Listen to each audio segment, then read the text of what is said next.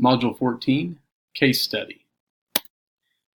So the problem identification and analysis, so the part of what do we know.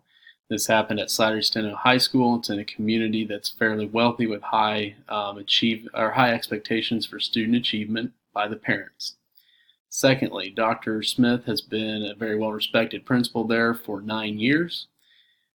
Third, Mrs. Tate is a very educated second-year science teacher who holds students to high expectations and high standards of learning. And then number 4, Dr. Smith receives a complaint about the rigor, or receives complaints about rigor and expectations in Ms. Tate's classroom. And then he works directly with Mrs. Tate on strategies for reducing student stress.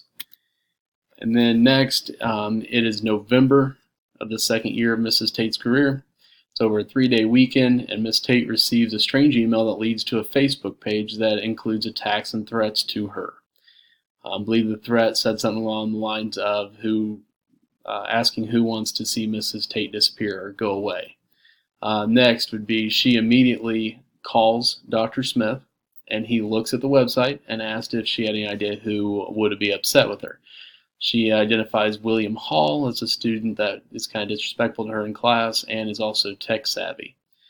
Next would be Dr. Smith suggests that the next day they would talk to William and some of his friends and see and then if needed, go to the technology department and track down the origin of the email. For her safety, Mrs. Tate says that she's going to drive back to her parents' house for the night. She just left there that afternoon, but she's going to drive back that night and come back to school the next day. What do I need to know? First of all, I need to know if there's a teacher in the district that would be a better alternative for Ms. Tate to stay with tonight. She says they said it was a 3-hour one-way trip. I can't imagine making that trip 3 times in less than 24 hours. And so as a school district, we should feel like family, and I imagine there would be other teachers that would be more than willing to open their doors to Mrs. Tate for the night. Next, what does the handbook and district policies say about how to handle cyberbullying and threats on teachers? I think it's important to address that and to look at that and follow exactly what is in that book, or in that handbook, sorry.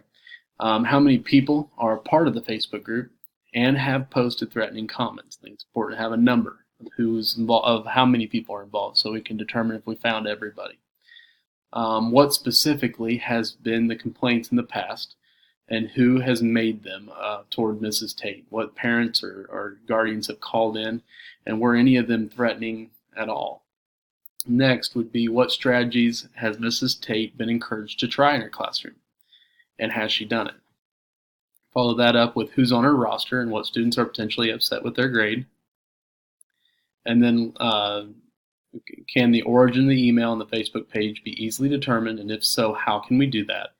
I think that's one of the most logical first steps. And then, has other teachers or staff heard anything about the Facebook page? As we know, as teachers, we've probably all experienced that kids have trouble keeping secrets. Other teachers sometimes are the first to know about an issue within the school or outside of school, and sometimes the administrators are the last to know. What is the problem? So first of all, we have a problem that we have a teacher that's going to try to drive about 9 hours in 24 hours. And I think that if possible, we should be able to find a place for her to stay. And if she decides that she doesn't want that, then that's fine as well. She's more than welcome to go back to her parents' house. Ms. Tate is great at building rigor and expectations, but she's currently struggling to do that while also building rapport and relationships with her students. Number 3, the third bullet, is the biggest issue. We have a teacher that now feels unsafe in her home and her school, and that is absolutely unacceptable. And then the student or students responsible either don't know the seriousness of threats, or they just simply don't care. As far as my proposed plan of action, first, I'm going to try to work with Mrs. Tate to find a safe place for her for the night. Number 2, again, at that night on Sunday night, I would begin looking through the district handbook and policy to determine the school's accepted protocol. Number 3, I would meet with the superintendent and other district administrators about the issue and keep them in the loop. Number 4, I would meet Mrs. Tate,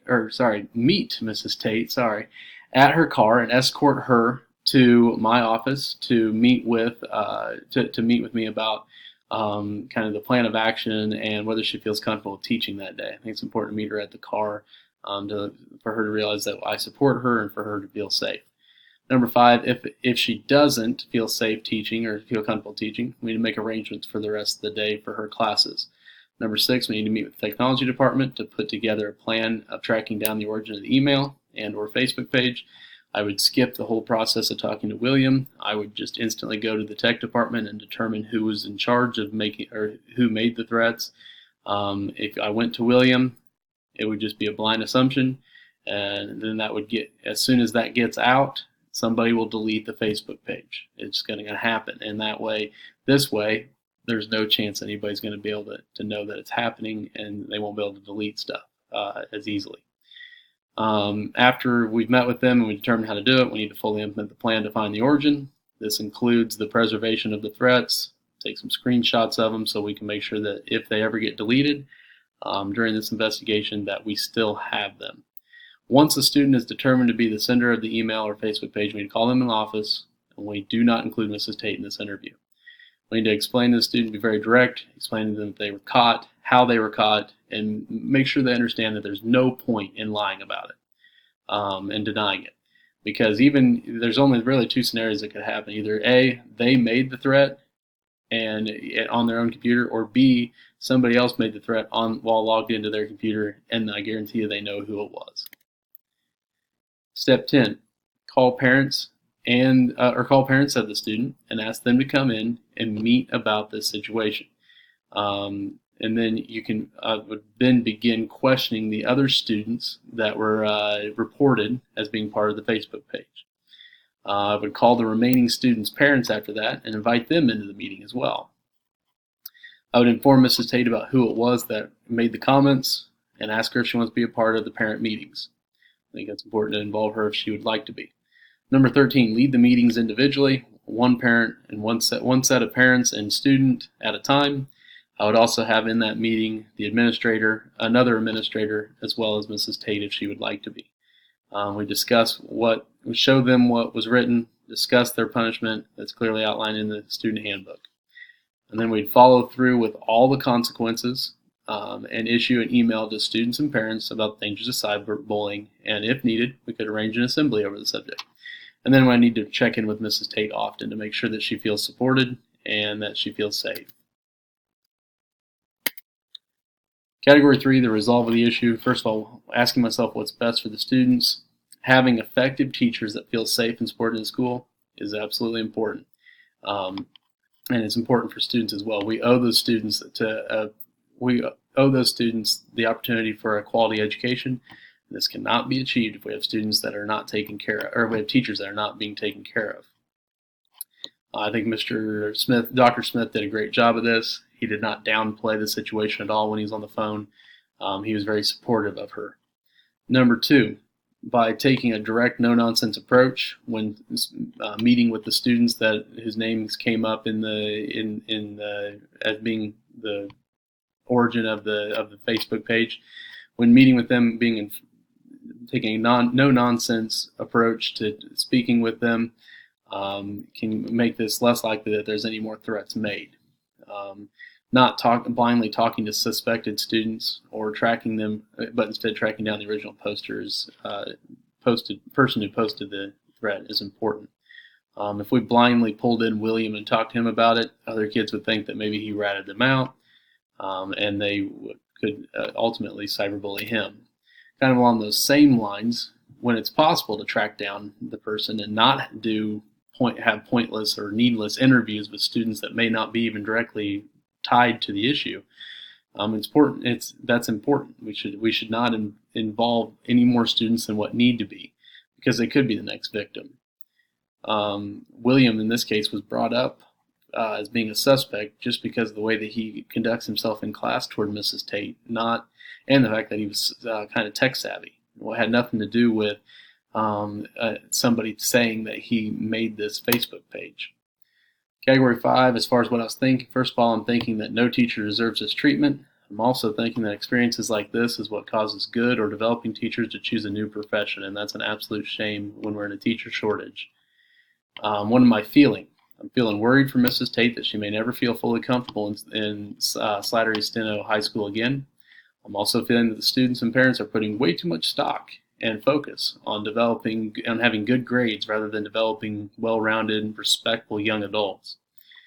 And lastly, I am feeling concerned that students don't seem to know the dangers of cyberbullying and making threats on others. And so that's a very big concern of mine. What am I valuing? I value the safety of my staff and students. I value being fair in an investigation and never assuming guilt. I value enforcing the rules and consequences consistently. Up for further investigation are unresolved issues. First of all, what was their motive for doing this? Number two, Ms. Tate needs help making connections with students, and while also holding them to high expectations. That's unresolved. And then number three, we need to prepare students to handle stress in a more constructive way rather than slandering people or making threats. As far as integrity, number one, I began by seeking advice from the district policies in the handbook. Following those rules is hold in high regards to having the characteristic of integrity. Number two, involve important people such as the superintendent and other district administrators, Ms. Tate, and the parents of the guilty students. I think that kind of encompasses integrity because we're being honest and respectful to them, and we're allowing everybody to be on the same page. And then number three, I was very clear and transparent with my investigation plans with Mrs. Tate. I kept her in the loop. I think that's important. When it comes to fairness, I was fair to William and any other student that could have been falsely suspected by investigating the origin of the post. Number two, when the rules and consequences outlined in the handbook are followed, it's fair for all students, even the ones that are found to be guilty, regardless of who's caught. Who is caught, they should get the same consequence as the next person. What one kid can get away with, another kid shouldn't get punished for. Number three, Miss Tate was not expected to simply get over the threats and go back to the classroom during the investigation. That's just simply not fair. And then when it comes to ethics, using this situation to educate students about the dangers of threatening and more specifically cyberbullying helps to build the ethics of all students. Number two, completing this investigation with a high degree of care, respect, and confidentiality for all parties is important as well and helps to build strong ethics. And then it's my ethical responsibility to help my teachers in anything that they're struggling with. Obviously, Mrs. Tate is struggling with building rapport. In the next few weeks, I would like to work with her on doing that. But making sure to realize that she understands that she's not being blamed for what happened. But we're going to try to come up with strategies for the future to be able to maybe prevent it from happening. Thank you.